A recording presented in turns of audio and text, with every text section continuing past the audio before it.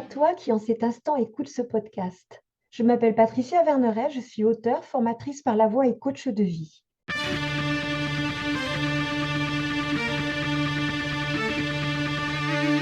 De par les cours que je donne, je suis en lien avec des jeunes gens entre 18 et 25 ans. Il m'a semblé intéressant d'écouter les questions qu'ils se posent et de leur apporter, sans aucune vérité absolue, des angles de vue différents, pour leur donner des clés qui les aideront peut-être à écouter la vie en eux qui saura les guider à cheminer sur leur propre chemin.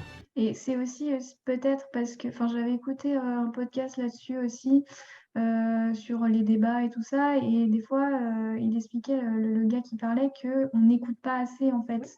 Et à partir du moment où on écoute, on peut se dire: «Ah OK, il a cette, façon de penser-là parce qu'il a tel vécu, parce que ci, parce que ça, donc OK, je peux comprendre». Et c'est là aussi que ça fait avancer les choses aussi. Ben, c'est ce que je vous disais tout à l'heure, de l'écoute et le respect de l'autre. Et après, c'est intéressant, le débat, souvent on se coupe la parole, on rebondit sur ce qui vient d'être dit. La dynamique d'un groupe de parole, chacun prend la parole, mais on ne rebondit jamais sur ce qui vient d'être dit, on apporte quelque chose à la conversation. Et ça s'apprend. Mmh.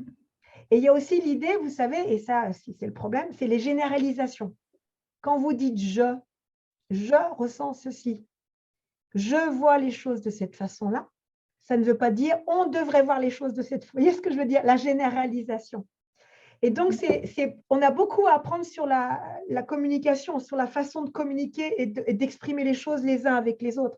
Et c'est pour ça que quand je sens, je vous dis qu'est-ce que vous avez vu, qu'est-ce que vous avez entendu, pour être très factuel et observateur, mais pas c'est bien ou c'est pas bien. Du coup, quand c'est comme ça, on peut s'entendre dans le sens, mais vraiment, je t'entends.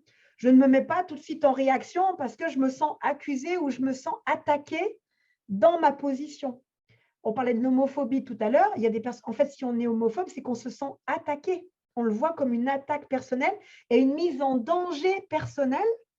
Alors que ce n'est pas ça, mais tout dépend de l'attitude de chacun. En fait, on est dans des dynamiques relationnelles. Et après, tu vois, par exemple, par rapport aux générations, ben moi, je sais qu'autour de moi, je n'ai pas ce genre d'exemple. Parce que je discute avec toutes les générations, mais il n'y a pas de.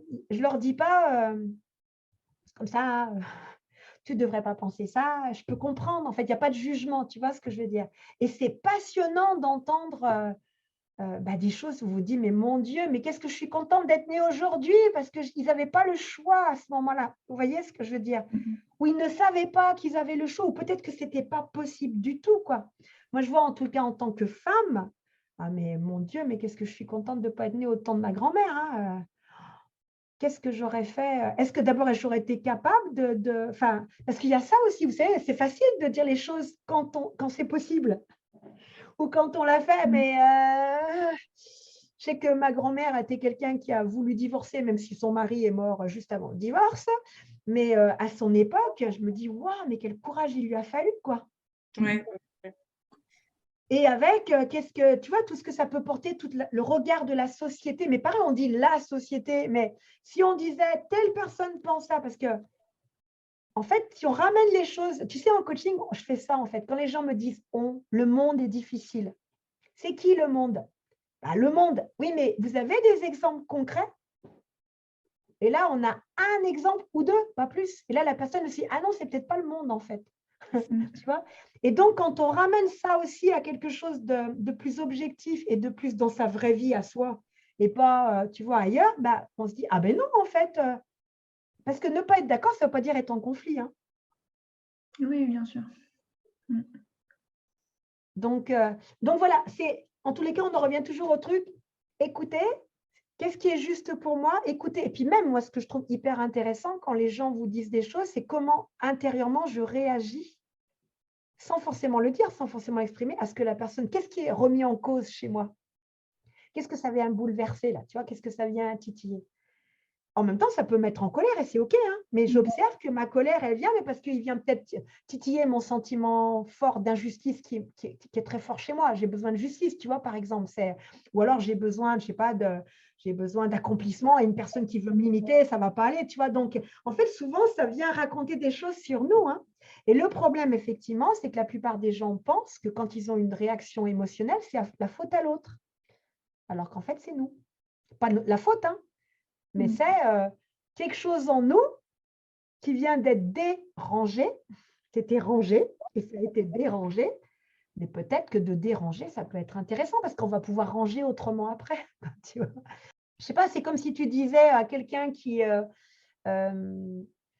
architecte, mais qui n'est pas doué de ses mains, mais qui est super bon pour le truc spatial, machin, et qui vraiment va faire des maisons fabuleuses. Puis après, tu dis, bah maintenant, allez hop, on va faire le béton, le machin. Ah, mais je ne peux pas, quoi. Bah non, parce que sa place, elle n'est pas là. Et ben, on va dire que c'est la même chose pour les différentes générations. C'est qu'à un moment donné, chaque génération on a nos propres défis personnels à relever, mais les générations, l'humanité, elle a des défis aussi à un instant T. Et du coup, ce n'est pas les mêmes. Ce n'est pas les mêmes. Donc, l'énergie n'est pas la même, la demande n'est pas la même, ça ne va pas demander la même chose. Puis vraiment de se rappeler que vraiment, des fois c'est dur, hein, je comprends, hein, mais chacun fait comme il peut avec les données qu'il a. C'est pas que toi tu réfléchis avec des données qu'il n'a peut-être pas, et donc ça peut être intéressant de lui donner les données qui sont les tiennes. Qu'il y croit ou qu'il y croit pas, hein, parce que alors ça c'est encore autre chose. Ce podcast se termine. J'espère qu'il t'aura mis en mouvement pour te rapprocher un peu plus de ton être profond. N'oublie pas, toi seul fais ce qui est juste pour toi-même. Merci pour ton écoute.